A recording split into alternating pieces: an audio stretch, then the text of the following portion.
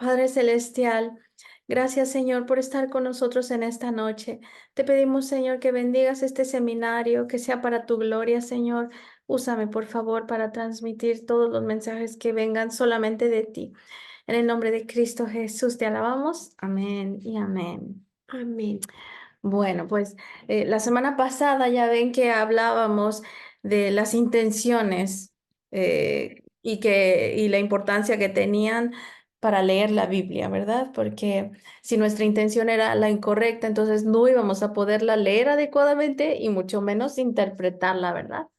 Entonces yo sé que ustedes están aquí buscando conocer la verdad, buscando conocer más al Señor y entonces yo les voy a ir enseñando con la gracia del Señor unas herramientas que les van a servir para que cuando ustedes lean la Biblia la puedan interpretar de la manera correcta. Amén. Bueno, para leer la Biblia, para entender la Biblia correctamente, los estudiosos utilizan la hermenéutica. Y la hermenéutica podríamos decir que es el arte de interpretar textos. Y cuando decimos textos nos referimos a los textos sagrados, ¿verdad? Entonces tenemos a la hermenéutica bíblica, ¿ok? Que esa es donde vamos a ir tomando unas pocas herramientas que nos van a ayudar en esto. Ahora, habíamos hablado también acerca de el contexto, ¿verdad? De lo importante que era conocer el contexto de la Biblia, porque cuando usábamos algo fuera de contexto, pues se nos iba a descomponer toda la idea que Dios quería que tuviéramos. Y yo les voy a dar unos ejemplos cuando yo hablo del contexto, estos ejemplos les van a ayudar a entender a qué me refiero, por ejemplo. Si yo les digo que necesitamos unos ingredientes para galletas de corazón, ¿qué imagen de corazón te viene a la mente, no? Yo me imagino, bueno, si tenemos ingredientes como mantequilla, azúcar, huevo, harina, levadura, etcétera, ¿verdad? Entonces yo me imagino que a su mente viene algo como esto, ¿verdad? Unas galletas de corazón, ¿no? Ahora vamos a ver este texto. Dice aquí, anatomía del corazón. El corazón está formado por 4 cavidades, 2 aurículas y 2 ventrículos. Las aurículas están separadas entre sí por un tabique, etcétera, etcétera. Cuando estamos leyendo ese texto, ¿qué imagen de corazón les viene a la mente? ¿Esta? No. Entendemos, no, Bueno, nos viene no, esta, el ¿verdad? corazón, claro. Exacto. Entonces, cuando nosotros leemos un texto, sabemos el contexto, nos va a ayudar muchísimo a entender de lo que estamos hablando, ¿verdad? Lo mismo pasa con la Biblia. La Biblia, por ejemplo, habíamos dicho que diferentes tipos de texto, ¿no? Miren este, que es una canción de José José, pero pues es un poema, yo diría. En tus manos yo aprendí a beber agua, ¿no? ¿Te acuerdas de la tonada? Fui gorrión que se quedó, ¿cómo? Preso en tu En tus jaula. manos yo aprendí a beber agua. Fui gorrión que se quedó preso en tu jaula. Porque yo corté mis alas y Y el el alpiste alpiste que que me me dabas dabas fue fue tan tan poco poco y y sin sin embargo embargo yo te te amaba. amaba. Bueno, ahí nos salió más o menos, pero bueno, obviamente no estamos hablando de que la persona era un gorrión de verdad, ¿no? No era un pájaro, ni del alpiste que habla, no era alpiste literal, ¿no? Sino está hablando ahí del amor, de las cosas que necesitaba él para avivar ese amor. Bueno, es lo mismo que pasa con la Biblia. Súper importante comprender el contexto, si no nos vamos a llevar todo a otra cosa que no, a una interpretación errónea, ¿vale? Ahora, los géneros literarios de la Biblia, es decir, los tipos de texto, recuerdan que tenemos 66 libros dentro de la Biblia, son narrativos. La mayoría son narrativos, es decir, son historias simplemente, y esas ocupan el 43% de toda la Biblia, entonces la mayoría. Luego tenemos poesía, así como la que acabamos de leer, que es alrededor de 33%. No es poquita la poesía de la Biblia, entonces y el discurso en prosa, que son, por ejemplo, los discursos, diálogos o los discursos legales, como cuando Dios da la ley, por ejemplo, abarcan el 24% de la Biblia, más o menos, ¿ok? Entonces, tenemos que aprender a determinar qué tipo de texto para poder saber el contexto de lo que estamos hablando también, ¿ok? Ahora, cuando leemos las narrativas bíblicas, debemos poner mucha atención a lo siguiente. Debemos poner atención a la trama de cada historia, porque la Biblia tiene muchas historias pequeñitas y diferentes, ¿ok?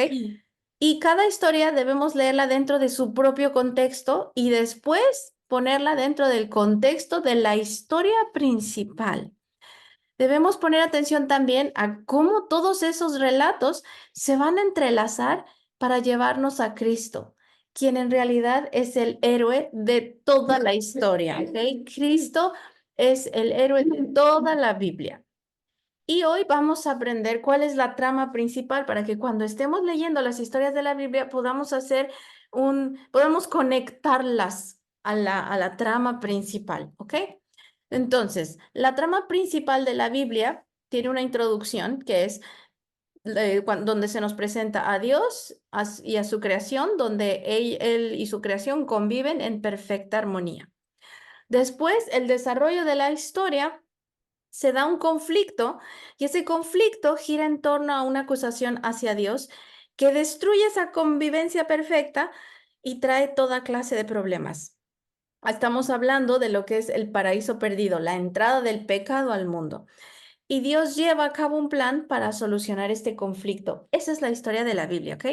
Y el desenlace, es decir, al final, pues esa acusación es silenciada, el paraíso es recuperado y esa convivencia que se había perdido es restaurada. Esa es la historia de la Biblia en un mini resumen, ¿ok? Ahora, vamos a ver. Es súper importante comprender la acusación porque entonces a través de esa visión vamos a poder entender mucho más cada historia de la Biblia, ¿vale? Entonces, ¿cuál es la acusación? Y bueno, para eso vamos a ir leyendo Génesis 3, ¿ok? Génesis 3:1 dice, la serpiente era más astuta que todos los animales del campo que Dios el Señor había hecho. Así que le preguntó a la mujer, ¿con que Dios les dijo que no comieran de ningún árbol del jardín? Bueno, para esto tenemos que recordar que cuando Dios puso al hombre y a la mujer en el jardín, el Señor le había dicho a Adán, no comas del árbol del conocimiento del bien y del mal, porque el día que de él comas, ciertamente morirás. Recuerdan que eso lo habíamos hablado anteriormente. Ahora, aquí la Biblia nos dice que la serpiente era más astuta. ¿Qué significa ser astuta? Astuta es alguien inteligente, pero que usa esa inteligencia para fines literalmente malvados, para sus propios fines. Y lo hace de una manera engañosa. Es una persona muy inteligente, pero que sabe cómo engañar. Y aquí el dato que se nos da acerca de la serpiente es que era muy astuta, es decir, que engañaba fácilmente, era muy inteligente, ¿ok? Y cuando le pregunta a Eva, le dice, con que Dios les dijo que no comieran de ningún árbol del jardín, estaba diciendo, uy, pues Dios es muy restrictivo, ¿no? Como que no los deja tocar como que no los deja comer de ningún árbol. Es decir, le estaba dando a entender que Dios era alguien autoritario, que no los dejaba hacer lo que ellos quisieran y que si no lo obedecían, uy, les iba a ir muy mal, ¿no? Y entonces, cuando nos ponemos a pensar en realidad, habían muchos árboles, no creo que hubieran dos o tres. ¿Cuántas frutas existen en el mundo, no? Y entonces, de todos esos árboles, el Señor nada más dijo que no comieran uno solo, uno solo. Eso para mí no es ser restrictivo, para nada. Al contrario, tienes la libertad de comer de todo lo que quieras. Solamente uno, solamente uno. Y les dijo el Señor, ¿por qué no lo comieran? Y Él les dijo, ciertamente morirán. Él no les dijo, los voy a matar si tocan ese árbol. No, solamente dijo, no lo coman porque se van a morir, les va a pasar algo malo. Y luego continuamos leyendo Génesis 3:2-3. Dice, podemos comer del fruto de todos los árboles, respondió la mujer, pero en cuanto al fruto del árbol que está en medio del jardín, Dios nos ha dicho, no coman de ese árbol ni lo toquen, de lo contrario morirán. Y aquí hay dos cosas bien importantes que tenemos que entender. La primera es que Eva dijo, Dios nos ha dicho. Eva creía conocer la palabra de Dios, pero en realidad no la conocía bien, porque el Señor jamás le dijo a Eva que no lo tocaran. El Señor jamás les dijo, no lo coman, nunca les dijo, no lo toquen. Entonces Eva no conocía bien la palabra del Señor. Y la segunda cosa es que Eva se puso a platicar con la serpiente. Y eso también es una lección para nosotros, porque cuando nosotros nos ponemos a discutir o a dialogar con Satanás, con los pensamientos que él nos pone, entonces ya tenemos todas las de perder, porque él es mucho más astuto, mucho más inteligente, nos lleva miles de años de inteligencia y nos va a engañar. Entonces nosotros jamás deberíamos a ponernos a dialogar siquiera con Satanás, con pensamientos que vengan a nuestra mente que sean negativos, que nos lleven a desconfiar de Dios. Eso es ponerse a platicar con Satanás y ahí ya perdimos. Ahora, en Génesis 3:4, la serpiente dijo a la mujer, no es cierto, no van a morir. Aquí va la primera, bueno, no la primera, la segunda cosa que habla acerca del Señor. Luego, en Génesis 3:5 dice, Dios sabe muy bien que cuando coman de ese árbol se les abrirán los ojos y llegarán a ser como Dios, conocedores del bien y del mal. ¿Se acuerdan? Ya hemos repetido esto varias veces. Llegar a ser conocedores del bien y del mal es realmente quitarle al Señor su posición como Dios, como Rey. Porque entonces si yo conozco el bien y el mal, yo voy a decidir lo que está bien, lo que está mal, yo voy a hacer lo que yo quiera. Yo no necesito que Dios me diga. Pero entonces ahí le estamos quitando su lugar al Señor. Y eso es lo que Satanás Quiere. quería que ellos hicieran. No, no, no, ustedes no necesitan a Dios, ustedes pueden decidir lo que está bien y lo que está mal. Van a ser como dioses. No les dijo mentiras, ¿verdad? Y después yo me puse a pensar en esta analogía. Conocedores del bien y del mal. Ok, ya sabemos que es tratar de decidir lo que queremos y tratar de decidir lo que está bien y lo que está mal. Pero ahora ustedes piensen, imaginen unos niños de 5, 4 años, ¿no? Un niño manejando un coche a esa edad, otra niña cocinando solita ahí sin ayuda, sin nada, otra que se va a hacer sus compras y otro simplemente se sale a caminar solito por la calle. Eso es lo que nos pasa cuando nosotros nos queremos hacer independientes del Señor. Es como si fuéramos niños tratando de hacer cosas peligrosas. Cosas de adultos. Cosas de adultos, exacto. ¿Y sabes qué? Que la mayoría de los fallecimientos y accidentes que pasan en los niños es porque no están supervisados. Mueren o tienen accidentes con cosas cortantes que les caen encima, se toman medicinas, se pueden intoxicar, juegan con la electricidad o se caen a una alberca cuando no los están supervisando y se pueden ahogar, se cortan, se lastiman con cualquier cosa. Entonces, nosotros nos ponemos en el lugar de esos niños cuando queremos quitarnos La pues, de los supervisión. mandamientos y de la supervisión del Señor, porque nosotros no lo sabemos todo. Nosotros no hemos vivido como Dios para saber absolutamente todo. No podemos ser independientes y Dios no nos creó para ser independientes. De hecho, Jesús dijo: "Quien no sea como un niño no puede entrar en el reino de los cielos". Los niños son dependientes, nos necesitan para vivir, para cuidarse, para ser provistos. Somos como niños a los ojos del Señor y eso es lo que Dios quiere. Entonces, esta es más o menos la idea del Señor, enseñarnos a cocinar, estar con nosotros cuando nos está enseñando a manejar, hacer las cosas juntos para que las podamos hacer bien, sin ningún peligro y podamos tener una convivencia con el Señor. En realidad, lo que Dios quiere con nosotros es caminar día con día de su mano. Y entonces tendremos la seguridad de que vamos a estar protegidos, vamos a estar provistos, vamos a ir a donde no haya nada malo para nosotros y el Señor nos va a ir guiando hacia esa vida de felicidad y en bonita comunión, porque Dios es nuestro Padre, obviamente quiere disfrutar con nosotros. Entonces nosotros no podemos ser independientes del Señor, no seamos rebeldes y no nos hagamos independientes. Ahora, entonces regresamos a la acusación de Satanás. ¿Qué es lo que Satanás dijo? Eh, Primero le preguntó a Eva, ¿es cierto que Dios dijo que no podían comer de ningún árbol del jardín? Bueno, lo que quiso decir con esa pregunta es, Dios es restrictivo, es autoritario y es irracional con sus mandamientos. ¿Cómo les va a pedir que no coman de ningún árbol, verdad? Uy, les está prohibiendo todo, qué aburrido eso. Mira, nada más que autoritario. Esa es la primera idea que Satanás le puso a Eva. La segunda idea le dijo, no es cierto, no van a morir. Entonces, ¿eso qué significa? Ah, Dios es mentiroso, no es cierto, no se van a morir. No es confiable Dios, les dijo una mentira. Y la tercera acusación que le dijo es que Dios no quiere que coman de ese árbol, porque el día de que coman de ese árbol se les van a abrir los ojos y entonces van a ser conocedores del bien y del mal y se van a volver como Dios. Eso quiere decir que entonces Dios es egoísta, que nos tiene cegados y solo piensa en su propio beneficio. Él no quiere que seamos como Él. Él no quiere que conozcamos el bien y el mal. Por lo tanto, es un ser egoísta. Y esa es la idea que Satanás le vendió a Eva y Eva se lo creyó. Ella vio la fruta que estaba buena para comerse y cayó en el pecado de desobedecer al Señor. Pero lo que ella no entendió es que el carácter del Señor fue distorsionado por estas acusaciones que le hizo Satanás, ¿ok?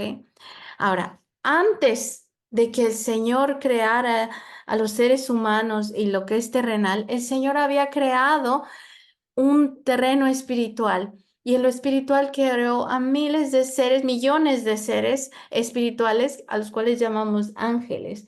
Y Él creó un reino espiritual. Ahora, em, en Colosenses 1:16 se nos dice que porque en Él fueron creadas todas las cosas, las que hay en los cielos y las que hay en la tierra, visibles e invisibles, sean tronos, sean dominios, sean principados, sean potestades, todo fue creado por medio de Él y para Él. Entonces, el Señor creó absolutamente todo, lo invisible, lo visible, lo terrenal, lo espiritual, y lo creó para Él, para que nos disfrutáramos unos a otros, así como cuando los seres humanos quieren tener hijos, simplemente por amor, porque quieres derramar tu amor sobre alguien más y quieres darle todo lo mejor y lo quieres proteger. Es lo mismo que hizo el Señor, nos creó por amor y para que lo amáramos a Él. Ahora, ¿qué pasó? Que hubo un ser creado que era un querubín, ¿ok? Al que conocemos ahora como Satanás. Y yo creo que esto es importante porque cuando yo me convertí, yo no creía que existía Satanás, yo no creía que existía un ser personal que en realidad se llamara Satanás o fuera tan malo. Yo creía en la maldad de las personas o en la maldad del mundo, pero no creía en una cosa específica o un ser específico que fuera maldad, que fuera Satanás, ¿ok? El demonio. Pero la Biblia nos habla de que Él existe y Él lo que hace es engañar a las personas. Y vamos a ver qué es lo que le pasó a Satanás, ¿ok? ¿Qué es lo que le pasó a ese ángel que se rebeló en contra del Señor? Isaías 14:12-15 aquí dice así, ¿cómo has caído del cielo, oh estrella luciente, hijo de la mañana? Has sido arrojado a la tierra, tú que destruyas las naciones del mundo, pues te decías a ti mismo, subiré al cielo para poner mi trono por encima de las estrellas de Dios. Voy a presidir en el monte de los dioses, muy lejos en el trono, perdón, en el norte. Escalaré hasta los cielos más altos y seré como el Altísimo. En cambio, serás bajado al lugar de los muertos, a las profundidades más hondas. Lo que quería Satanás en realidad es ocupar el lugar del Señor. Él se dijo así, "Ah, yo puedo manejar este universo mucho mejor que Dios, yo voy a reinar todo esto". Y entonces entró en él orgullo, en él soberbia y es interesante que la Biblia llama esto el misterio de la iniquidad. Y yo creo que sí es un misterio porque porque el pecado no tiene excusa. Porque si la tuviera, entonces Dios no sería justo de castigar el pecado. No hay excusa para el pecado, no hay excusa para que Satanás se hubiera rebelado en contra del Señor. Por eso la Biblia lo llama el misterio de la iniquidad. Entonces, eso es lo que le pasó a Satanás. En Job 1:8 tenemos una historia interesante. La historia de Job era un hombre que amaba al Señor, era un siervo muy fiel en toda la tierra y muy bendecido por el Señor. Y aquí en este pasaje vemos un diálogo que tiene Satanás con el Señor. Dice así, perdón. Entonces el Señor preguntó a Satanás, ¿te has fijado en mi siervo Job?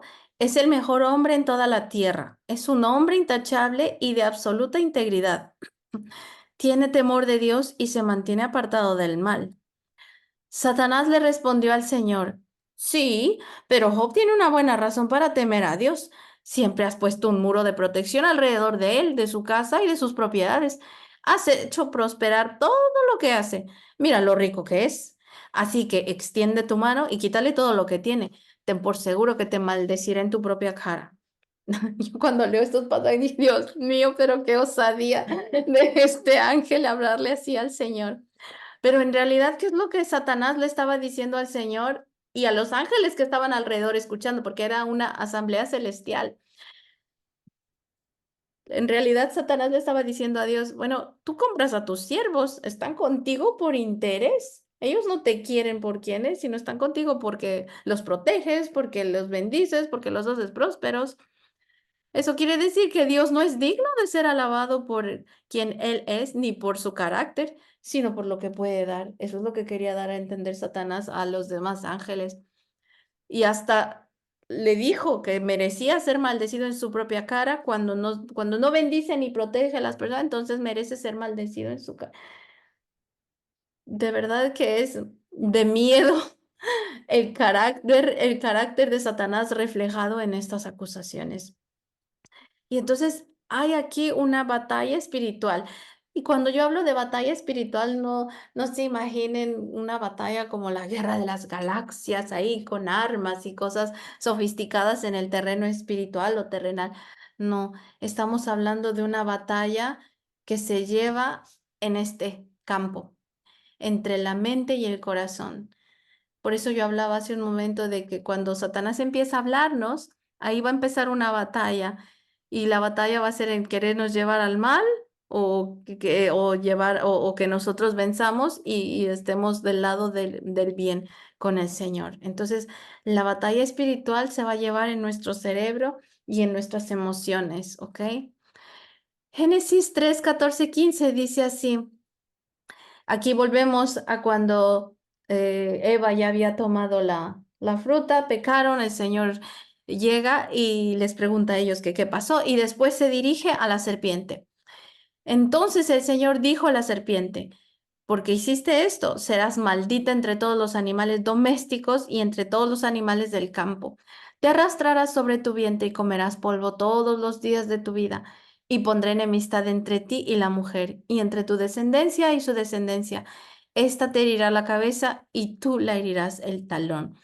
Y esta es la primera profecía mesiánica que nos da el Señor de que va a mandar un Salvador que va a terminar con todo lo que Satanás estaba haciendo. Es decir, iba a terminar con esa acusación, con esas acusaciones que Satanás estaba haciendo en contra del Señor, en contra de su carácter y en contra de su gobierno.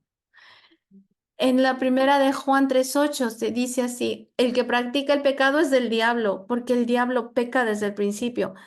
Para esto fue manifestado el Hijo de Dios, para deshacer las obras del diablo. Amén. Para eso mandó el Señor a Jesús, para deshacer toda obra del diablo, es decir, todo engaño, toda cosa astuta que quería hacer, toda batalla espiritual que hay dentro de nosotros, para eso vino Jesús. Y nosotros podemos entender cuál es el carácter de Satanás. En Juan 8:44 nos dice, ustedes son de su padre el diablo cuyos deseos quieren cumplir. Desde el principio, este ha sido un asesino y no se mantiene en la verdad, porque no hay verdad en él. Cuando miente, expresa su propia naturaleza, porque es un mentiroso, es el padre de la mentira. Aquí Jesús estaba hablando con los fariseos. Y entonces les dice que Satanás era un asesino. Es decir, lo que quiere es matarnos, lo que quiere es destruirnos realmente. Cuando nos separa de Dios, cuando la relación entre nosotros y Dios se rompe, nos separamos de la fuente de vida y entonces queda muerte. Por eso es que a Satanás le gusta matar a la gente. ¿Y cómo lo hace? Por medio de la mentira. Él engaña a las personas. ¿Qué hace? Nos pone pensamientos que van a distorsionar el carácter de Dios, no vamos a confiar en el Señor, nos vamos a separar de Él. Entonces, Él usa la mentira para hacer esto. ¿Cuál es su objetivo? Tiene tres objetivos específicos, Satanás. Y aquí Jesús mismo nos dice en Juan 10:10, el ladrón no viene sino para hurtar, matar y destruir. Yo he venido para que tengan vida y para que la tengan en abundancia. Señor Jesús vino para destruir las obras de Satanás y nos advierte, Él viene a robar, nos roba la paz, nos roba la salud, nos roba las cosas materiales, nos roba el amor de las personas, nos mata el alma, nos mata físicamente porque nos puede matar con accidentes, nos puede matar con enfermedades y viene a destruir nuestra relación con el Señor, a destruir la imagen de Dios en nosotros y a destruir a destruir la reputación del Señor. Ahora, Dios va, durante la Biblia, va a silenciar todas estas acusaciones que se le están haciendo a su carácter y a su gobierno y a él mismo. Entonces, sabemos que Dios no es restrictivo, Él no es autoritario ni es irracional. Fíjese lo que dice a 2 Corintios 3:17. Ahora bien, el Señor es el Espíritu, y donde está el Espíritu del Señor, allí hay libertad. Dios es un Dios que le gusta que vivamos en libertad, no es restrictivo. Si nos pone un límite, es para nuestra propia protección. Es como un niño que yo no le voy a dar un coche a mi hija a los 9 años, ¿verdad? Tiene un límite, pero es para su protección. Ya cuando esté lista, ya la podré dejar que use el coche, pero a su tiempo, bajo mi instrucción, donde yo sé que le va a ir bien, que no va a tener un accidente. Lo mismo es el Señor. Ahora, Dios no es mentiroso. Juan 14:6 dice, yo soy el camino, la verdad y la vida. Le contestó Jesús, nadie llega al Padre sino por mí. Cuando hablamos de la verdad, fíjense qué concepto. La verdad no es una filosofía, no es una afirmación. La verdad es una persona. Jesús es la verdad. Entonces, Dios no puede ser mentiroso porque su ser, su naturaleza es la verdad. Entonces, vemos también que Dios no es egoísta. Lucas 12:32 dice, no tengan miedo, mi rebaño pequeño, porque es la buena voluntad del Padre darles el reino. Todo lo que Dios creó lo hizo para nosotros, para dárnoslos. ¿De dónde va a ser egoísta el Señor? Dios no compra a sus siervos y los siervos, sus siervos verdaderos no lo obedecen por interés. Nosotros no debemos obedecer al Señor por interés, por obtener una ganancia o una bendición. Job 1:21 dice así, entonces dijo, desnudo salí del vientre de mi madre y desnudo he de partir. El Señor ha dado, el Señor ha quitado, bendito sea el nombre del Señor. Y eso debemos decir en cada situación, buena o mala, porque el Señor tiene planes. Si algo nos pasa es porque Él nos está protegiendo, Él nos está permitiendo pasar algo, pero tiene planes. Ahora, Dios es digno de ser alabado por su carácter, definitivamente. Apocalipsis 4:11 dice, digno eres, Señor y Dios nuestro, de recibir la gloria y el honor y el poder, porque tú creaste todas las cosas y por tu voluntad existen y fueron creadas. El Señor, después de lo que hizo también por nosotros en la cruz, se merece absolutamente toda la gloria y toda la honra y todo nuestro respeto y todo nuestro honor. Es un Señor digno de ser alabado por quien Él es. Y también es un Dios al que debemos temer con reverencia, porque es el Todopoderoso, es el soberano. Jeremías 17 dice, ¿quién no te temerá, oh Rey de las naciones? Porque esto se te debe, porque entre todos los sabios de las naciones y en todos sus reinos no hay nadie como tú, no hay nadie como el Señor, es todopoderoso, todo lo sabe, es un ser divino que nos cuesta trabajo comprenderlo con nuestro cerebro tan pequeño, pero algún día vamos a entender todas estas verdades del Señor.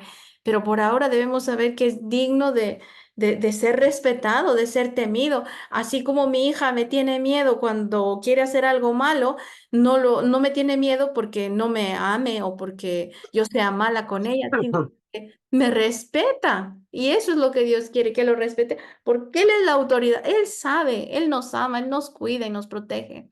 Así que Jesús vino a reconquistar su reino, ese reino que Satanás le quitó en el jardín del Edén, pero no lo va a hacer a la fuerza, sino con la demostración de su amor por nosotros en la cruz, para que lo amemos por quien es Él y lo dejemos reinar en nuestro corazón sin que nos esté obligando a hacerlo, sino porque nosotros vamos a ir comprendiendo cuál es su carácter y quién es él en verdad. Y entonces al final el Señor ha silenciado esa acusación. Entonces, esa es la historia de toda la Biblia. Y cuando leemos cada historia tenemos que tener esto en mente. Hay una guerra aquí de reinos, el reino de lo terrenal, el reino de las tinieblas y el reino espiritual. La batalla se va a llevar en nuestra mente, en nuestro corazón. ¿Quién va a ganar dentro de nosotros? Espero que el Señor Jesús, todos quieran que el Señor Jesús sea el Rey en sus vidas. Amén.